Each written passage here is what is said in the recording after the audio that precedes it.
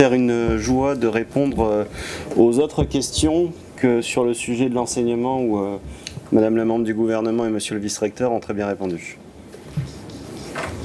Nous n'avons malheureusement pas la première série de tests, donc on ne peut pas vous communiquer les résultats aujourd'hui. Donc sur le point sanitaire, nous restons à 18 personnes positives et 12 personnes qui ont été guéries et sorties du Medipol.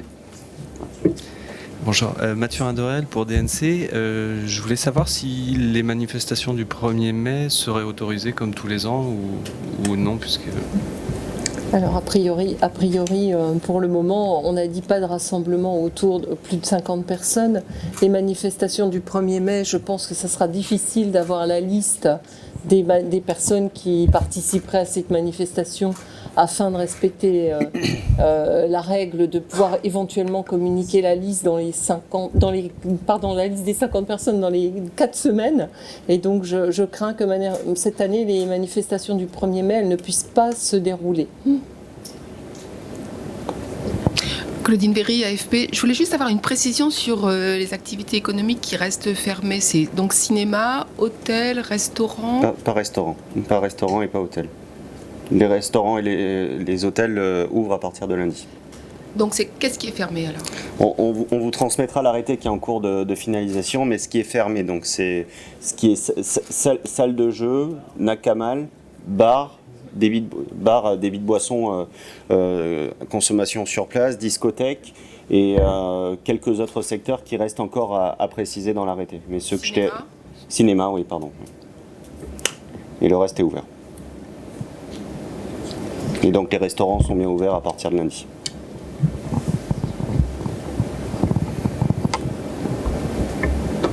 Oui, bonjour, Pierrick Châtel des Nouvelles.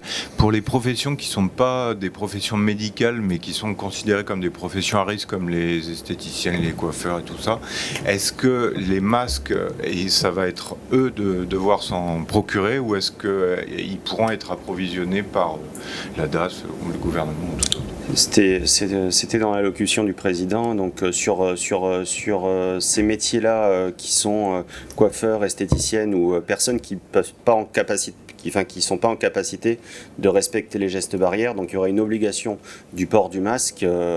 Là sur la modalité de comment ils pourront se procurer le masque, c'est en cours de définition avec les services, mais sur quoi on part pour le moment, c'est que c'est à eux de se fournir en masque. C'est un peu la doctrine qu'on s'était appliquée sur les entreprises qui étaient restées ouvertes pendant la période de confinement, où c'était à eux de protéger leurs salariés.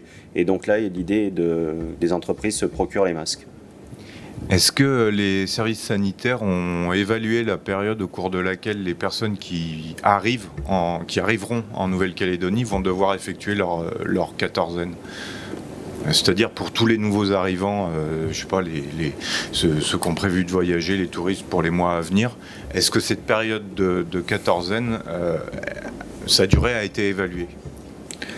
Oui, je ne pense pas qu'on aura beaucoup de touristes dans les prochains jours, que ce soit concernant la Nouvelle-Calédonie ou l'activité touristique dans le monde, mais pour toutes les personnes qui arriveront en Nouvelle-Calédonie, la règle sans dérogation, parce qu'on a eu des demandes de dérogation de territoires qui nous disent oui, mais nous on n'est pas atteint par le virus. Il n'y a pas de dérogation, les personnes sont mises en quatorzaine dans les hôtels avec un test systématique au bout, et cette période n'a pas de durée de temps. C'est-à-dire que quand on aura un vaccin, quand on aura un traitement, quand on aura ce genre d'informations qui est à notre disposition, peut-être qu'on reverra cette période. Mais pour le moment, le Covid-19 n'a pas de vaccin à ma connaissance. Bonjour, Morgane Boucher, Radio Rythme Bleu. Les vols commerciaux Air Calin sont bien sûr n'ont pas prévu de reprendre, mais qu'en est-il des vols intérieurs ? Est-ce qu'ils peuvent reprendre ? Sur les vols intérieurs, les communications qui ont été faites à la fois par le président du gouvernement et par le haut-commissaire disent que l'idée, c'est quand même de pouvoir reprendre une activité et donc des transports à l'intérieur de la Nouvelle-Calédonie, dans des règles qu'il faut encore discuter et regarder avec les présidents de province et voir comment tout ça va pouvoir s'organiser. Oui, il y a vraiment un dialogue à avoir avec Arcal et avec les sociétés aussi maritimes de transport, notamment sur la question du Betticho, pour le respect des gestes barrières. Et je crois que le haut-commissaire et le président du gouvernement ont insisté sur une chose, c'est que l'activité économique reprend, mais l'activité économique, comme tous les Calédoniens, doivent avoir dans leur quotidien la mise en place de respect de gestes barrières. J'étais ce matin au contact avec les entreprises qui, pendant la période de confinement, ont su, celles qui pouvaient rester ouvertes, ont su s'adapter à la situation. On voit qu'il y a une adaptation très importante des entreprises et une prise en compte régulière des gestes barrières avec un tutoriel, un dispositif des bonnes pratiques qui sera distribué par le gouvernement justement à destination des entreprises et des salariés sur le respect de ces gestes barrières. De manière plus générale sur le transport, est-ce qu'il y a des... Juste, excusez-moi, vous pouvez continuer à vous présenter parce que pour les personnes qui sont derrière, ils ne vous voient pas. Pour DNC, toujours sur la question du transport, est-ce que, et notamment les transports en commun, est-ce qu'il y a des recommandations particulières? Le port du masque, je ne sais pas, parce que c'est parfois difficile dans le Tanéo par exemple, de respecter des mesures barrières vu la proximité avec les autres passagers. Oui, la question des transports, c'est quelque chose sur lequel notre cellule anticipation et cellule de déconfinement et de confinement adapté a beaucoup travaillé. Il y avait on a laissé le choix du port du masque, c'est-à-dire le port du masque n'est pas quelque chose d'obligatoire et donc les transporteurs, s'ils le souhaitent, peuvent pour leurs passagers porter des masques s'ils le souhaitent.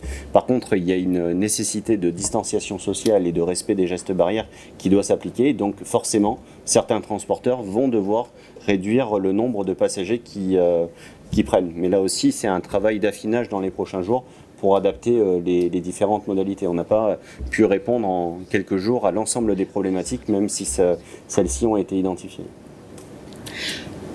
Et Claudine Véry, AFP, qu'en est-il des dentistes qui sont une profession médicale quand même particulièrement exposée? Ils auront l'obligation de port de masque. Oui. Ouais.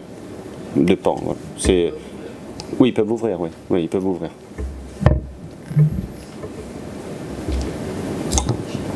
Morgane, Radio Rythme Bleu, qu'en est-il des colis de l'OPT?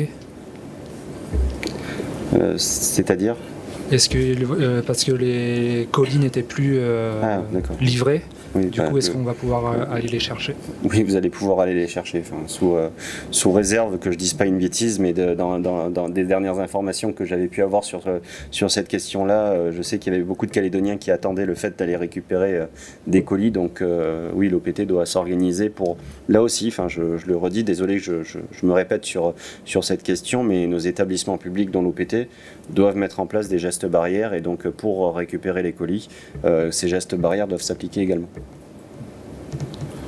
Donc André Roisé pour Radio Jido, des auditeurs, ceux qui nous suivent, comprennent, pas difficilement, mais il y a eu un circulaire qui a été édicté par le gouvernement s'adressant aux fonctionnaires qui dépendent de la Nouvelle-Calédonie et ils s'étonnent par exemple, je dis c'est ceux qui travaillent par exemple au Sénat coutumier, c'est qu'on leur demande d'aller travailler et puis le Sénat coutumier, il est fermé. Donc la question de concertation, les espaces où vous discutez avec les autorités coutumières ou le Sénat coutumier, il y a une certaine... ils essayent de comprendre qu'il y a une directive qui est donnée là à travers un circulaire et puis dans la pratique, on se trouve devant les portes qui sont fermées. La période de déconfinement ou de confinement adapté commence à partir de lundi. Donc on verra si les portes du Sénat coutumier seront ouvertes à partir de lundi.